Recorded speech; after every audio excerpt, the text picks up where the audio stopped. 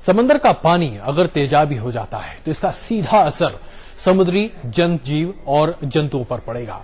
लाखों समुद्री प्रजातियां खतरे में पड़ जाएंगी। कई समुद्री प्रजातियां तो अब तक विलुप्त हो चुकी हैं, गायब हो चुकी हैं और धीरे धीरे कई इसके कगार पर पहुंच भी रही हैं, जिसके जिम्मेदार कहीं न कहीं आप और हम हैं।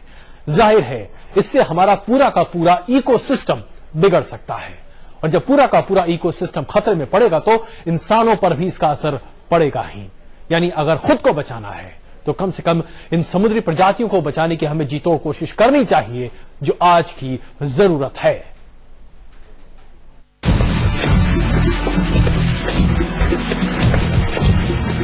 समंदर की ये लहरें तेजाबी होती जा रही हैं। इस तेजाब में झुलस जाएंगे समुद्री जीव, जंतु और पौधे। और अगर समंदर का संसार बर्बाद हुआ तो इंसानों की बस्ती भी नहीं बच पाएगी और उसके जिम्मेदार होंगे हम खुद। इंसान जिस कदर कार्बन का उत्सर्जन कर रहा है, उससे समंदर के तेजाबी होने की रफ्तार तेज हुई है।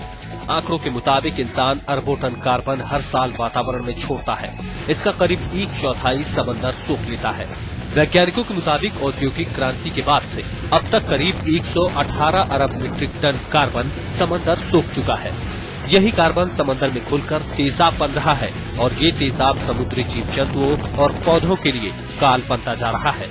समंदर में करीब 90 लाख प्रजातियां पाई जाती हैं। इनमें से ज्यादातर जीव जंतुओं की हड्डियां और कवच कैल्शियम कार्बोनेट के बने होते हैं। इन्हीं हड्डियों और कवच के लिए उन्हें पानी में मौजूद कार्बोनेट आयरन की जरूरत होती है। समंदर के तेजाबी होने से पानी में कार्बोनेट आयरन की कमी होने लगती है। इसका सीधा असर उनके विकास पर पड़ेगा। ऐसे में जीव जंतुओं के प्रजनन की क्षमता भी कम हो जाएगी, जिससे धीरे धीरे समुद्री जीवों का सफाया हो सकता है। वैज्ञानिकों की माने तो इसका सबसे बड़ा खतरा केकड़ा, झींगा और शीप जैसे जंतुओं के गायब होने का है। समंदर के पानी के तेजाबी होने से धीरे धीरे कोरल रीफ और एल्गे जैसे पौधे खत्म हो रहे हैं। ये समंदर के जीव जंतुओं से लेकर इंसानों तक के लिए बड़ा खतरा है। कोरल रीफ और एल्गे समुद्र में मौजूद कार्बन डाइऑक्साइड को सोखते हैं और ऑक्सीजन छोड़ते हैं। जाहिर है अगर इनकी संख्या लगातार घटती गई तो समंदर से लेकर वातावरण में ऑक्सीजन की कमी निश्चित है।